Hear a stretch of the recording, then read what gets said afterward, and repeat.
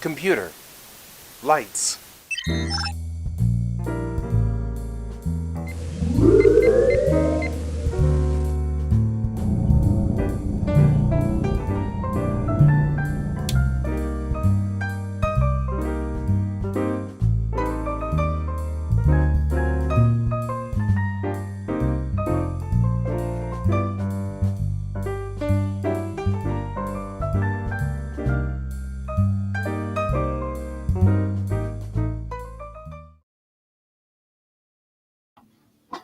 Good morning, everybody, and happy Monday. Good morning, Brent. All right. Hey, check out the cool thing that I have going on over here. We've got all kinds of cool stuff happening now, like this. Check it. Now we can do things like, let's look at the Brent list. Doodly doodly doo. And I have all my pins right up here, multicolored pins, all kinds of cool stuff. Yeah. Finally got this setup rigged. That's what I've been after for a while. Been trying to kind of get that area all figured out for a good portion of time. And so that's kind of cool. All right. So I was just talking to Gerard, my good buddy Gerard, and we were just discussing me being at the little anime expo thingy in March, which is held by the Rocky Mountain Con folks. And we were talking about tabling and things like that. It's unfortunately the same weekend as, we don't need to necessarily be over there. It's unfortunately on the same weekend as a NDK board meeting, so that's got to take priority. Which everybody, what's the cool part about dealing with the directors of other conventions is they're like, yeah, we understand board meetings. Nobody likes them, but we all got to do them. I'm like, yeah, I hate them. I actually don't hate them. Usually I get free food. And typically speaking, I actually kind of like the guys at NDK. They're fun to hang out with. So we actually kind of, we have a ball. So it's not so bad. I mean, everybody makes it out to be worse than it is because board meetings are boring by their nature. However, the truth of the matter is it's not horrible. I actually rather enjoy my board meetings with them. But for appearances, we have to continue to pretend that we hate board meetings, right? And apparently there's going to be an anime brunch at this Rocky Mountain Con doodly wop. And so I might be able to swing it so I can go to the anime brunch, hang out with the guys there, get fed, get food. Food's always good, right? Food's always good. Then go to the board meeting, get fed again, right? And there we are. Lots of food. Yep, that's how this works. I like this plan. Might involve donuts. I'm not sure. Okay. So, we now have the ability. I've got this set up, this little rig over here that's set up now to be at this workspace. So, I can now do stuff at the workspace over here that's actually pretty cool. For example, you now are looking straight down on my paint kit, right? Well, I'm not repeating it. And then that's just the way it goes there, Brent. The TLDR is there was food, there's a potential of food, and then more food. And so, and it's all paid for by conventions, which I think is awesome. And that's the way to live life, personally. I'm just saying. No, the long and the short of that one is, I think what we've got going on for us here is that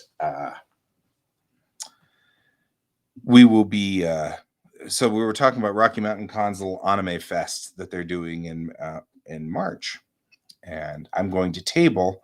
But Gerard was talking to me, and he was like, "Hey, tabling and stuff like that." I said, "Yeah, well," he's like, "You want to do panels?" And I'm like, "Sure. I mean, I'm happy to do panels." Said, but be aware that I've got a board meeting on Sunday, and he's like, "Snap." It means no anime brunch for you. And I'm like, ooh, no, I like anime brunch. So I figured out anime brunch. Anyway, okay, over here we have my wonderful little tablet kind of going here. My not my tablet, but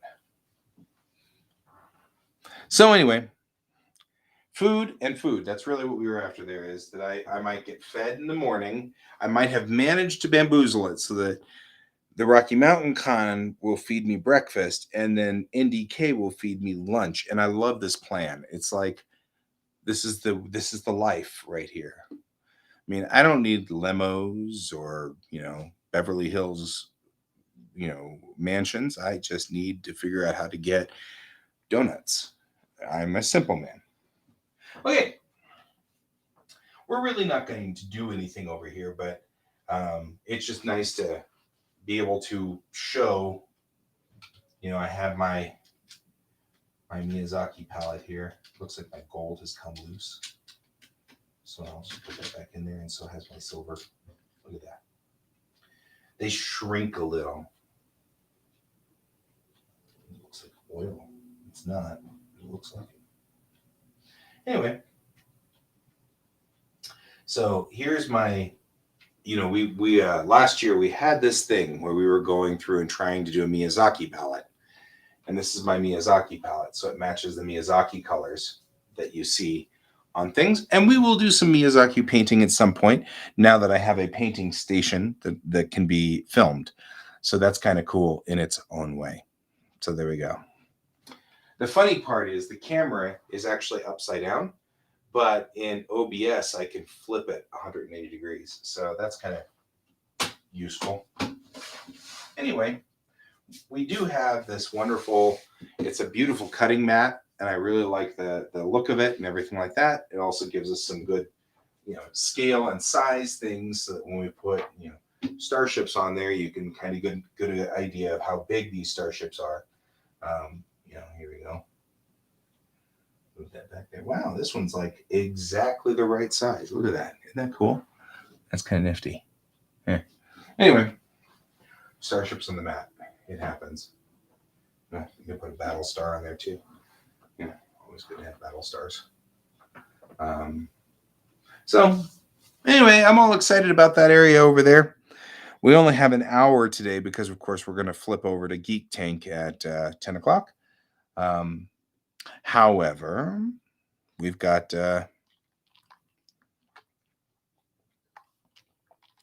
this kind of going. So there you go. There you go. Okay, we're not doing star maps, but we are doing star work today. Because, as you know, Brent, I have been suffering. So I think I will switch over to the monitor. I did a check of my star maps, and there was a problem. And that is putting real names on the real stars. The red ones were where they were on the star maps, but then I noticed that all of our stars really were heavily biased in here. Let's do this. They were heavily biased in this area. So I had only a handful of stars here, and here's Bellatrix. And I, looking at certain places, like if you look at the Pleiades, let's say, as a unit, it is all pushed back. Like the stars Atlas and Maya, which are two of the seven sisters. Atlas and Maya are really, really close to Earth, and the rest of it is all spread out behind it. But you can see when you look at it, it has a defined shape.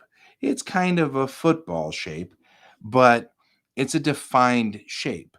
And Atlas and Maya are right at the front, and it goes all the way back, and the other stars of the Seven Sisters are in there. But it's very visible. You can really see it. Here, I will explain this to you. I will show this to you. Right? So if we were to take and select object and say Maya, and then go to it, hang on, warp speed, guys. Right? Here's Maya, which is also the nickname of my wife, by the way. Kind of funny. Right? And we pull back to the point where you can start seeing the shape and form of this. We're going to actually have to do some adjustment here because I've been doing. There we go. We'll do this. And then, no, I see we have fired off something. Well, that was funny. So don't hit the command keys to make this work less, right? Let's see if that still does it, because that's kind of, yep. Not what I expected to have a problem with.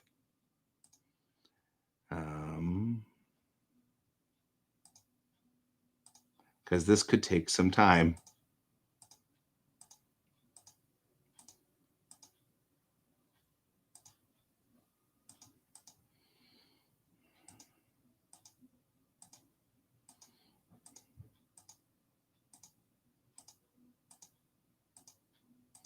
Get it down to the point where we can actually see stuff in here.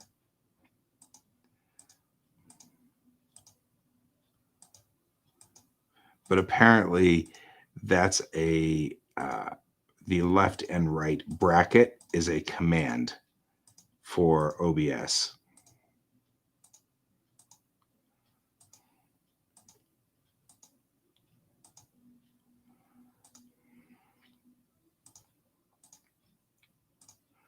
So one of the things that I find interesting when we talk about things like, what do you do as an artist? What is important to you? What's an important thing? What's important, what I find important and fascinating, and here you can see it, right? You see that shape right there. This is the shape of the Pleiades, right? Atlas and Maya are right up here in the front, along with Electra Tegada and Alcyone, right? These are these three. But Merope is way back here, right? It's way, way back here on the other side of it. And along with Asterope, which is right there, and Cieleno, which these are the seven sisters. Looked at from this angle, which is from Earth, you can see they're all stacked right on top of one another, and that's what it looks like to us. But when you look at it in real space, all of this back here is the actual cluster, with this at the very, very front of this smeared bubble, which goes back. I love the concept and the idea of that structure, right? There's another one of these right around Bellatrix, this bubble structure, this pull.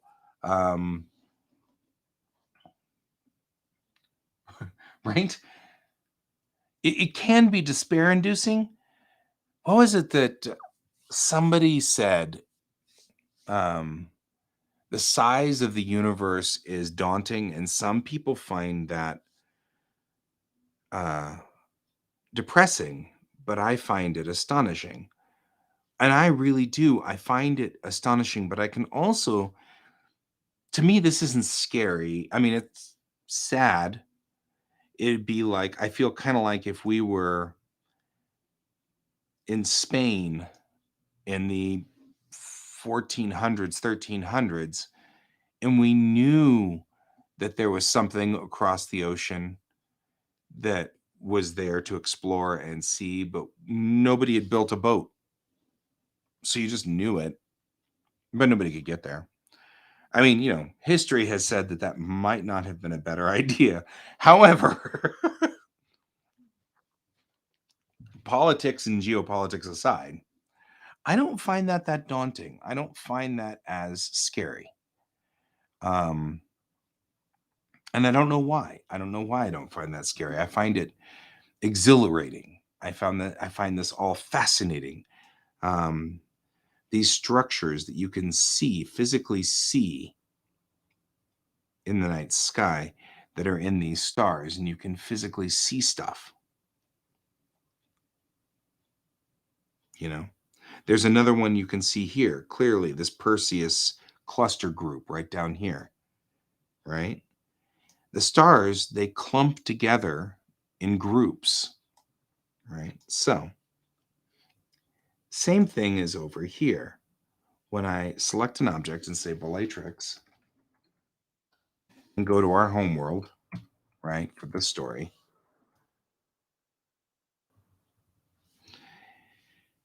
and it's harder to see this structure, right? Because we're going to back up here. It takes a second for it to back up. Beep, beep, beep, beep, right? But it's only harder because the cluster group that's around this is dimmer stars. And so, though there is a cluster here, it's hard to see it. This is what they call an open cluster, as opposed to the normal star clusters that you see when you talk about the Hyades cluster or when you talk about the Pleiades. Um, but there's also this little group right over here, right? And you can see them right there.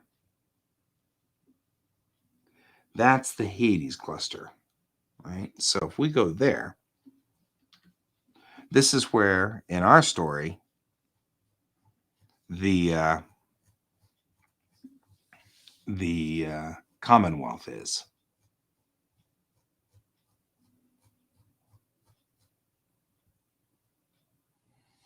Right through here.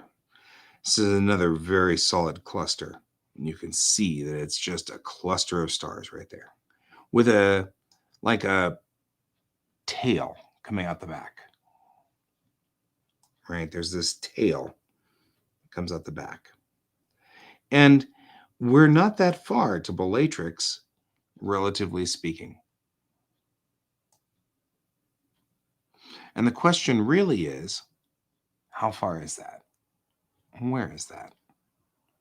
And how much time does it take for us to get from here to here?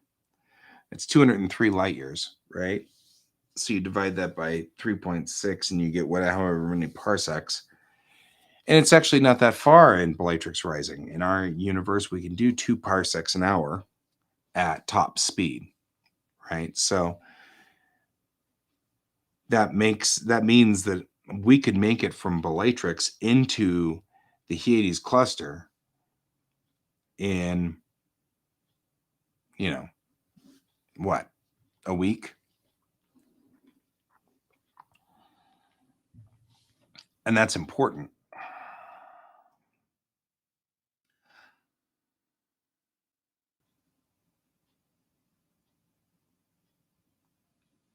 Right? The whole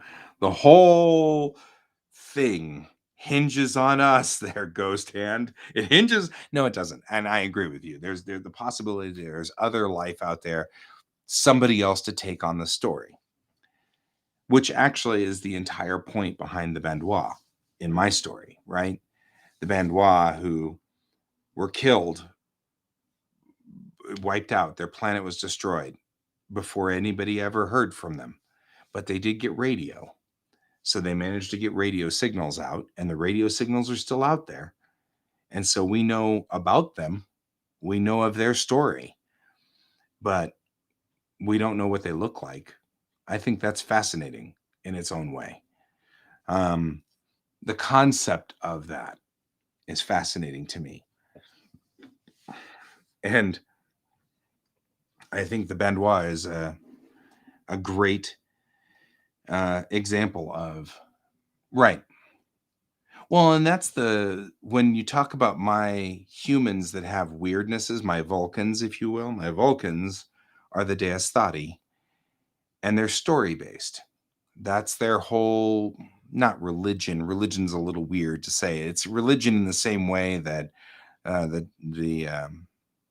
Lao Tzu's Tao Te Ching is Taoism. Taoism's not really a religion; it's a philosophy, and their philosophy is story based. You are just one piece of the story of life, and as long as your story is told, you live forever. And so they're okay with whatever happens in their story as long as their story is maintained. And their biggest fear is to die in obscurity, nobody knowing their story. And they're very fascinated by the Bandois, and they actually were sort of started by the Bandois. The discovery of the Bandois made the Deistati sort of think, oh, that's not a bad idea. The important part's knowing the story and knowing everybody's story. They want to know your story. They want to know his story. They want to know their story. Everybody's story. They want to know all the stories because the stories make us who we are. So that's part of it. So the reason I'm having a problem is I went over the weekend to Bellatrix out here and just did a quick spot check of all the stars around Bellatrix. And I didn't do the trigonometry. Um, I knew what my stars looked like. My stars were these guys here. I had them all um, in. I've got them all right here. These are the real names, and this is the name in the story, right? So that's the real star, and that's the name that we use in the story, right? Shoeguro is a binary, so that's the B for it. The tribute is a binary, and there's the B. This guy's a trinary and has no name. These are all the close stars that are close to Bellatrix. I discovered that in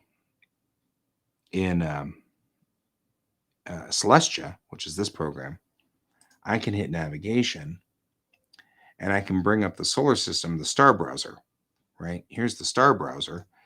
And this browser will let me see the 100 nearest, or in this case, I said let's say 22 nearest stars, right? And these are the 22 nearest stars to Bellatrix, right? The closest stars. So I was able to verify that some of my list of stars in the Unity were correctly nearby. But what I discovered when I laid them out in here on a grid was that they're not where they're supposed to be. A part of this is probably a difference between the Hipparcos data that I was using before and the Gaia 3 data, which I'm using now. The newer, better probes get us a better picture of where stars are. And my Celestia is now updated to DDR3, which is the newest Gaia data. So it is as up to date as I think the latest batch of information came out January 5th of this year. So it is now 20 days old, just 20 days old. The data in this program is only 20 days old.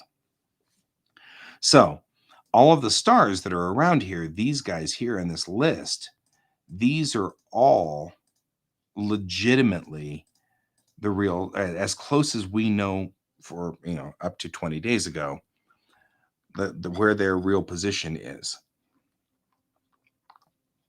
relative to us. And what you can do is, like, I trigger there and hit that, and then I would look around the loop here. Whee! Are we getting sick yet? Anybody seasick? I'm seasick. There it is. And then I'd look and I'd spot where it is,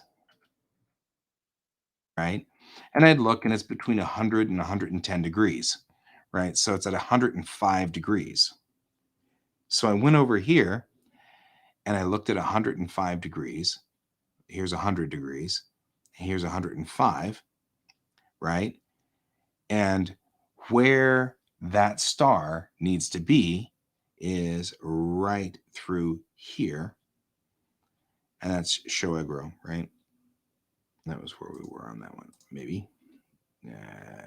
Echo Stronghold. That's 700-935-1. Yeah, so that's Echo Stronghold right there. So 100 and 105, we look at the map, which we originally have, and Echo Stronghold is right here on the just taking a look, right? But when I looked at the longer or the old map, well, Echo Stronghold isn't here on the old map, it's actually here. When I looked at the old map on this one,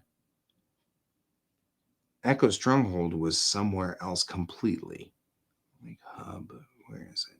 I don't see it real quick. Well, it is Echo Stronghold might be the only one that's actually close or correct, right?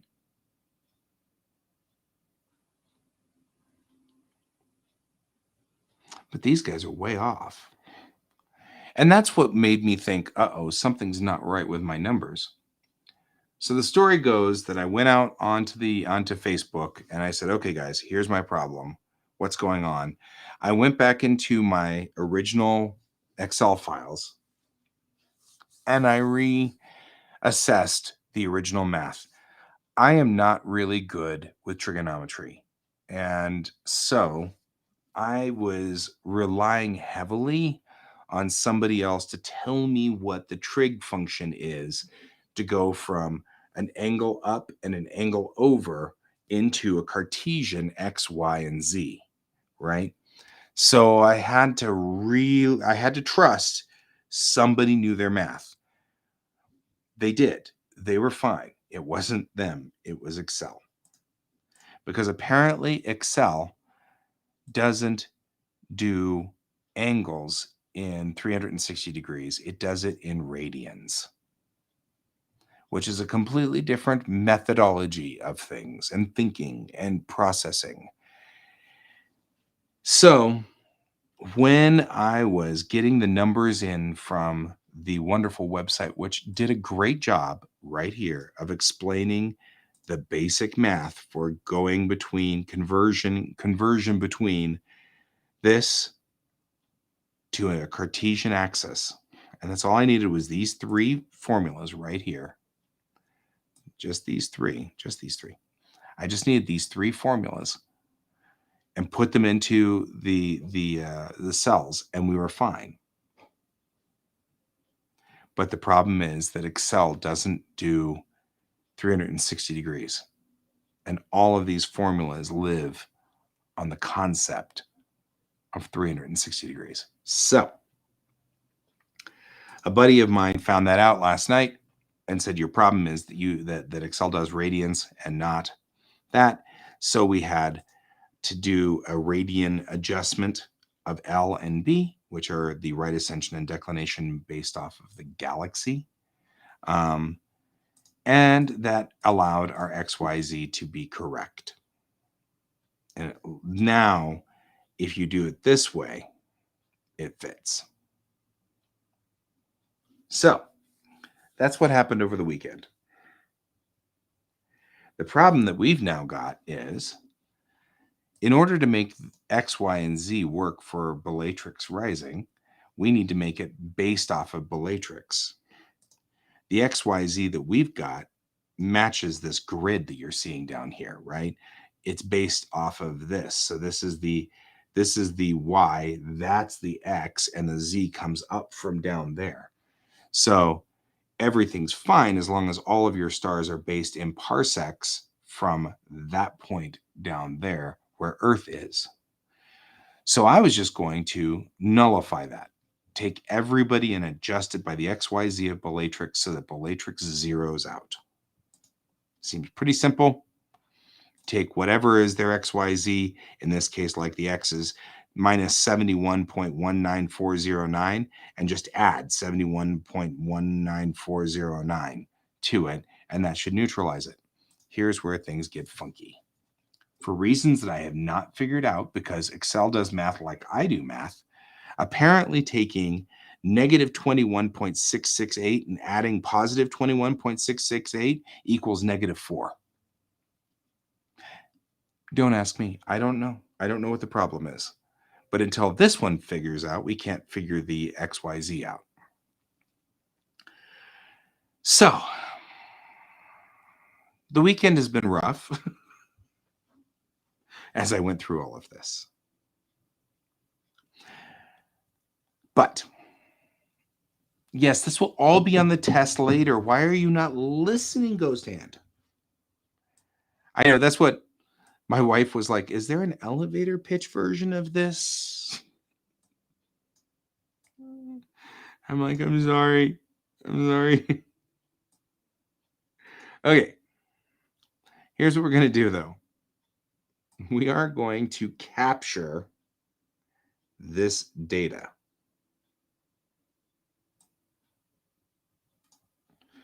Okay, because we need to. I have lost this data a number of times. We keep losing it. And I have to go back and rebuild it every time I do this. And one could argue just save your Excel spreadsheet. But of course, what happens is I go through and dink with it and mess with it and everything like that to try to get the numbers to fit properly. And ultimately, in the end, they don't. I now am sure that even though this XYZ is based solely on, you need to be actually left. We'll do this, parsecs. Even though we are, I'm going to take literally a snapshot of this and we're going to save it real quick. And that's what's going to happen here. Take the fill colors out. And the only thing we're going to do is this. We're going to make you a light blue. And that's it.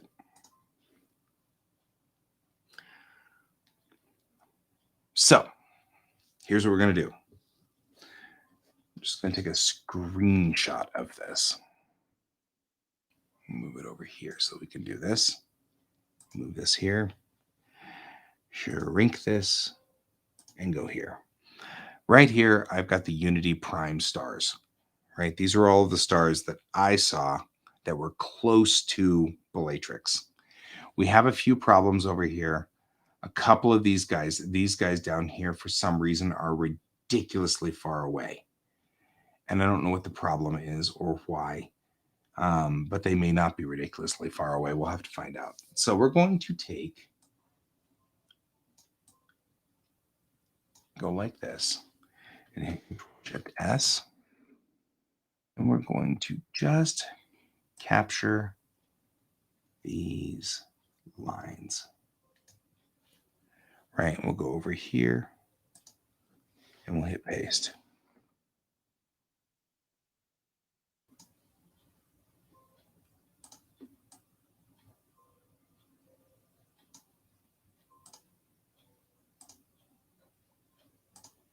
Okay, make sure we get all of them.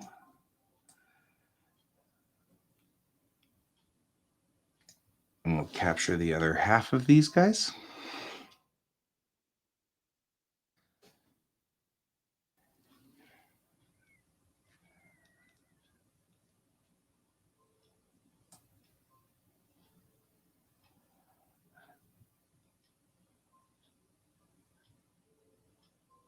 Like that.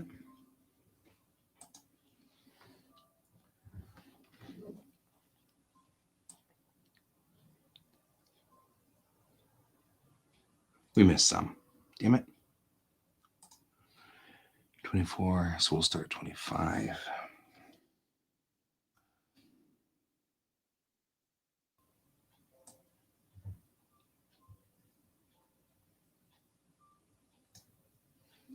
There we go.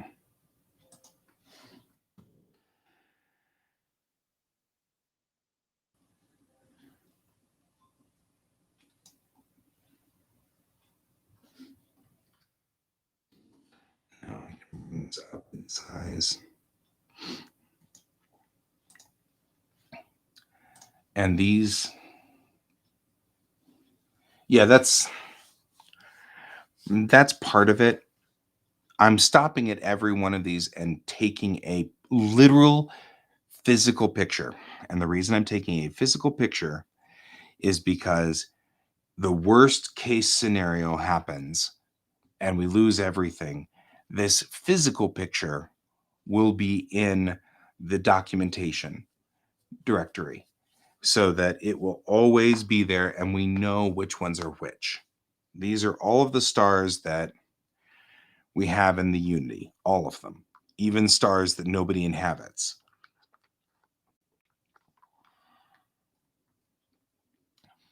Since we took a snapshot of it, and these are all the stars that are in the Commonwealth, right? And we'll build those stars someday when we need to build Commonwealth stars, but I'm holding to the Brent law here, only working on the things that need to be worked on right now. But yeah, that's what happens is that what we've done some mistakes on all of this star charting stuff. And part of it has a lot to do with the fact that tree, forest, right. Exactly. This is the tree forest function. My wife actually legitimately is thinking that I'm avoiding writing by feeling like that I need to do this first, and she may not be wrong. So, in fact, I'm pretty sure she's probably right. However, I only have an hour on the show today, so we can't get anywhere else today. Brent's like, I am too. You're giving me the eyeball. So, we only have a. And I appreciate that. I'm starting to feel that maybe Ghost Hand is feeling this way about me too. Like, are you ever going to do this? Are you ever going to get to work? Hello?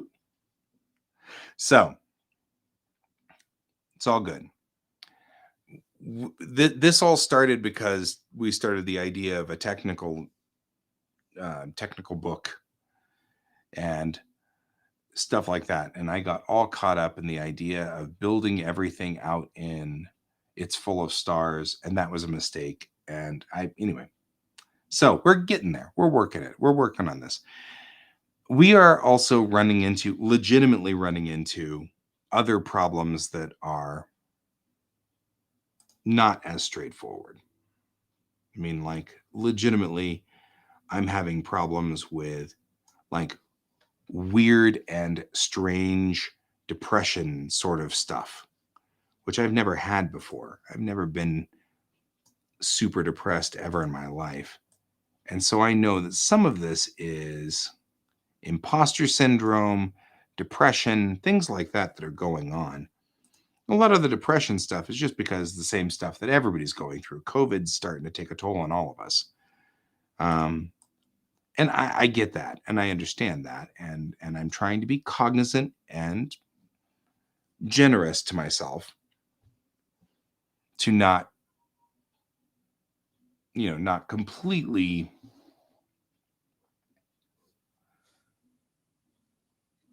Yes.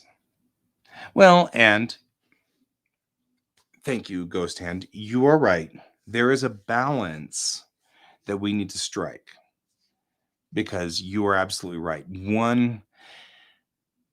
All creators do the thing that interests them.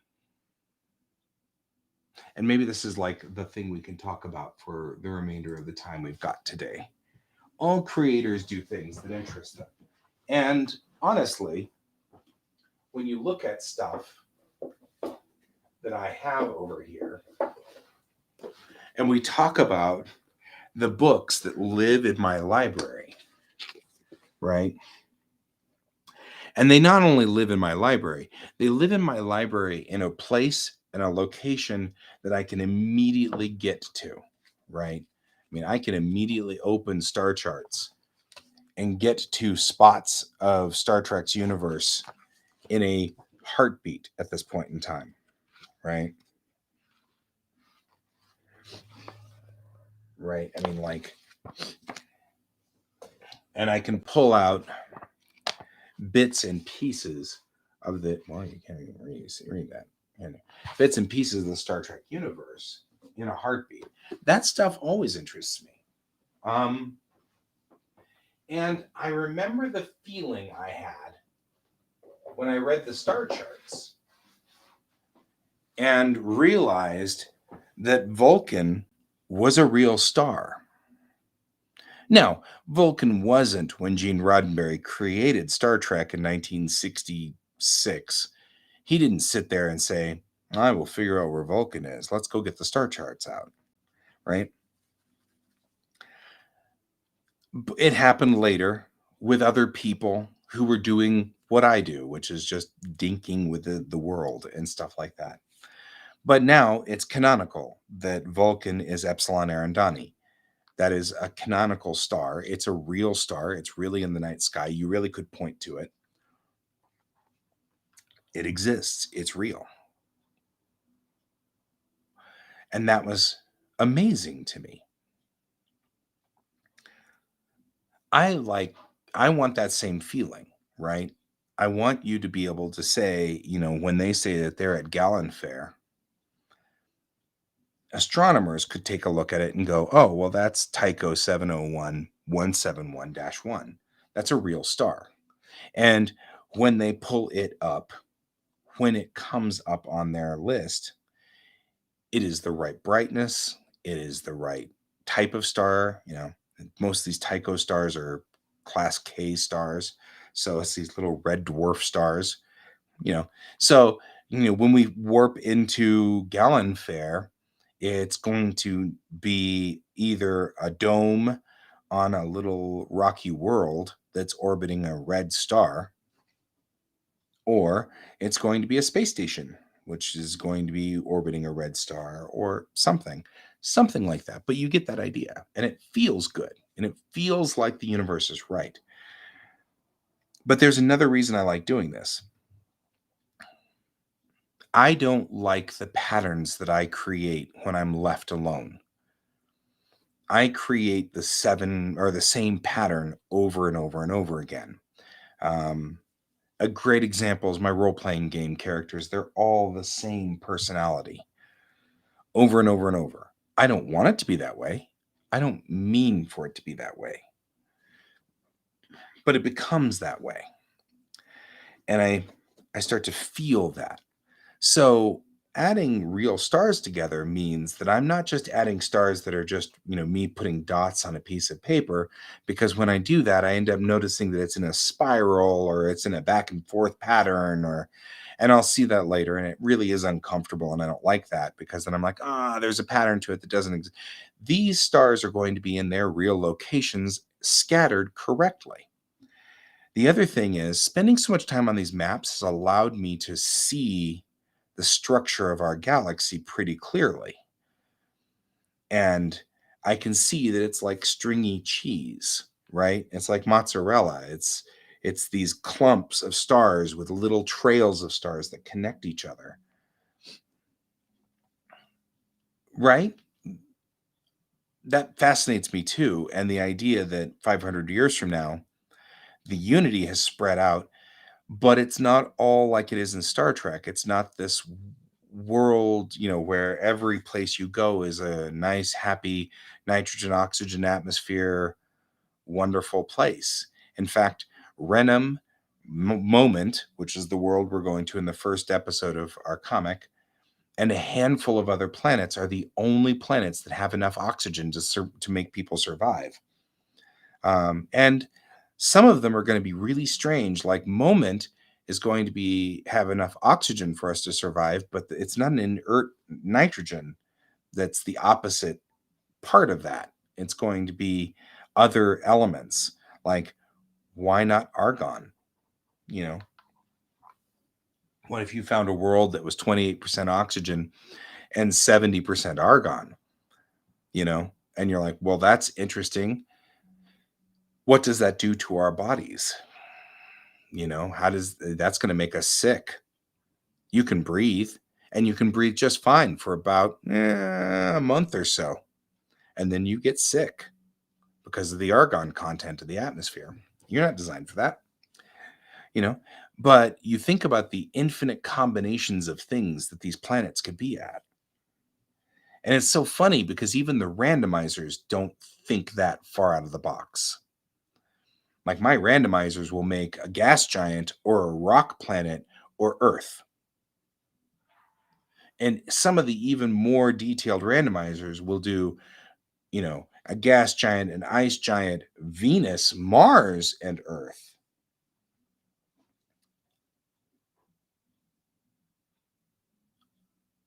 Right.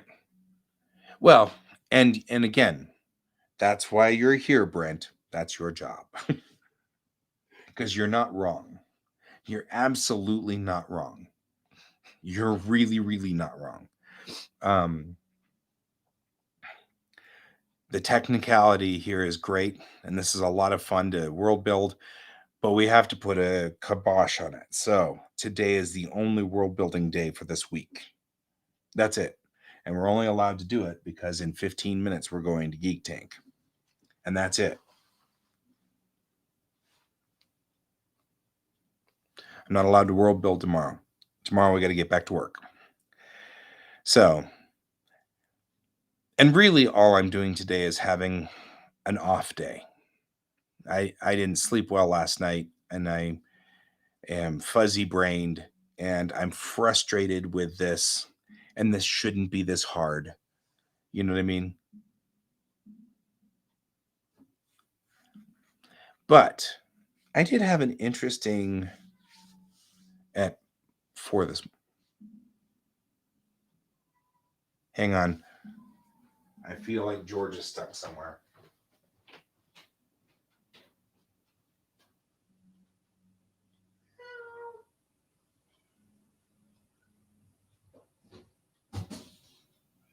How's that working for you?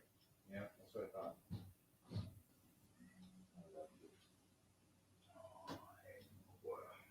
Poor booger. Poor booger. Oh, noes.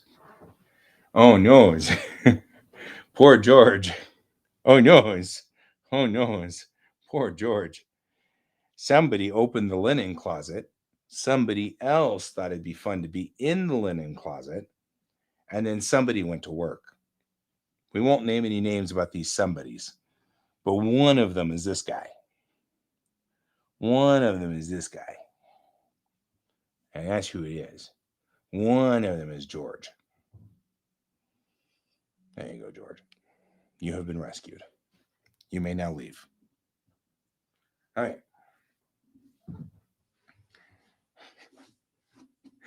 Okay. George. George, ladies and gentlemen. George. Okay, so yeah, today's just being an off day. I don't always have them, but at least we did something, even if it was world building. I feel comfort in world building.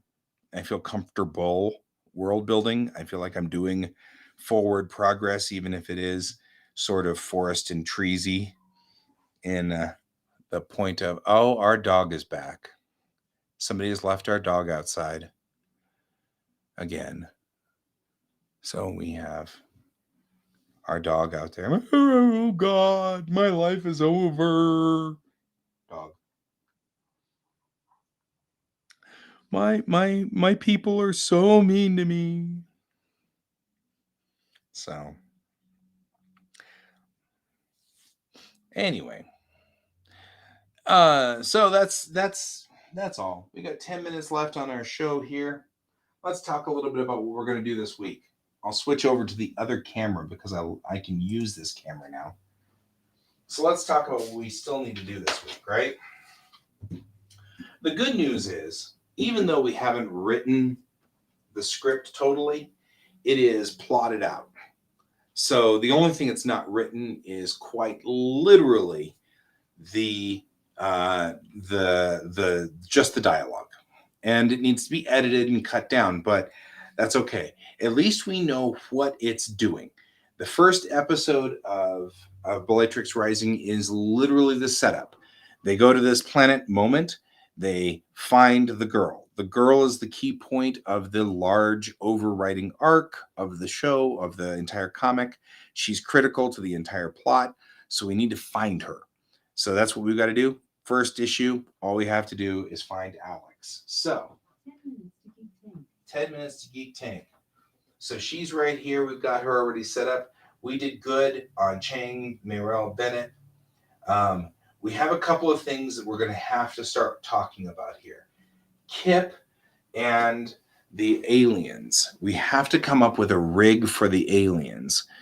Even if it's just a stand-in setup, even if it's just a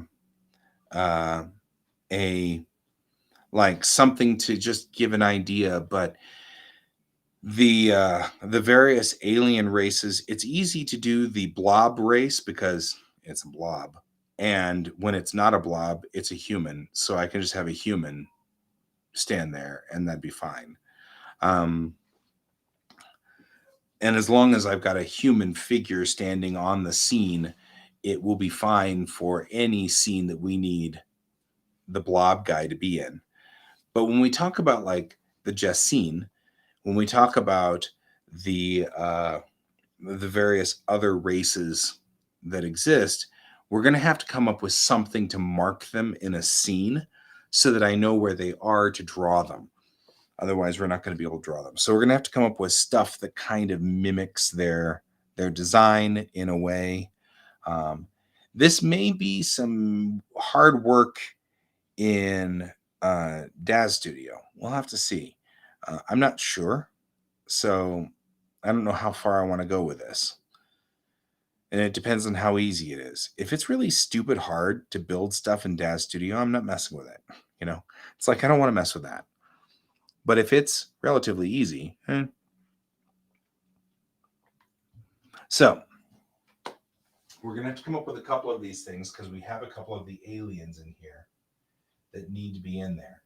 But we should probably build at least all of the aliens, at least one concept design for one stand-in model and decide what we're doing with it. The Jessine might be as simple as just taking and putting a sphere in and connecting pods for the end of the arms and just making little pods to mark where the arms end and then moving them around to say to me that I need to draw the lines of all the little arms in between there. Maybe that's all we need. And then just take a sphere and mark the sphere with lines to give me sort of a clear idea of where things are going. And that might be pretty simple. For the Chakrana, I think it'd probably be good to just do a triangular shape that's cleaved at all four ends so that we can just do that and maybe put feet in on the same thing. So they've got little feet and hands markers, and then we can just hand draw them. And that would be an easy build. Won't take long. But we're going to need to figure out also other things like what do their uniforms look like? That's going to be a thing, right? They need to be color coded to go with everybody else. So we're going to have to figure something out. All right, sets. We already have the bridge set, but I want to finalize it before we check it off. The pilot house, we did I finalized the deck plans of the ship, and we're not moving them anymore. So those deck plans are now the God deck plans, as in we don't question it anymore. It's in the Bible. So I'll take that now and build the pilot house off of that. That shouldn't be hard. It should be pretty simple and pretty quick. We got the comms room, which is right behind it. Then we have to do these guys back here, which is East Tazon, that little waiting room in the prefect's office and stuff like that. That's easy. These two will be simple because all we really need to do is just take bits and pieces that we have from other sets and just build it. We're going to do literally what they did in the original series of Star Trek and, pull pieces out of the other sets, throw them in there. The best thing about 3D, though, is that it can live forever because those pieces don't ever have to go back to their previous setup. So it'll be easy. We'll do that. That won't be a problem. So The districts and stuff like that, we've got to come up with a gas giant. We're going to have to come up with moment as far as a planet goes. And stuff like that. I'm seeing the quarter deck as a set, and I'm not sure why we have that. I thought, for example, we weren't going to do that, but I don't remember now. So we'll go look at that. So my goal for this week's goal, we're going to try to finish off our characters and make sure that they're all done. We have all of the female characters, so all we need to do is make the male uniforms, and that's done. The males will be done. So that'll be good. Then we just have to come up with something for the characters that are civilians, because we got to come up with civilian clothing of some sort. It doesn't have to be awesome. We'll just make it work, right?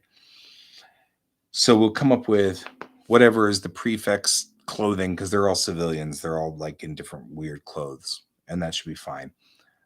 We already know what the monk wears, because he's Chen Zan. That's him. We already know what he wears, so that's easy. All we need to do is just mark it out on a body format, and then make sure that his maquette is rigged properly. That won't be a problem. And then Alex is relatively easy. I think I already have a maquette for her, so she should be done easily too. Say good night, Gracie. So it's time for us to go. Time is up. That's the warning that we've got to switch over. So I'm going to go to Facebook and snag the tag for that. And that should be what we're doing this week. So there you go. My lights have turned green, which means that it's time for me to go over and switch to Geek Tank. And so I will see you all tomorrow, Ghost Hand and Brent. And I appreciate you guys being with me today. And thank you for putting up with me being kind of weird, because I'm having a kind of an off day. But that's all right. We're getting there. We're getting there. And Brent, I'll be back on target tomorrow. I promise you. I promise you. And Ghost Hand, my friend, I will see you tomorrow as well. And everybody else who joined me, have a great Monday. And remember to keep your eyes on the stars. Goodbye.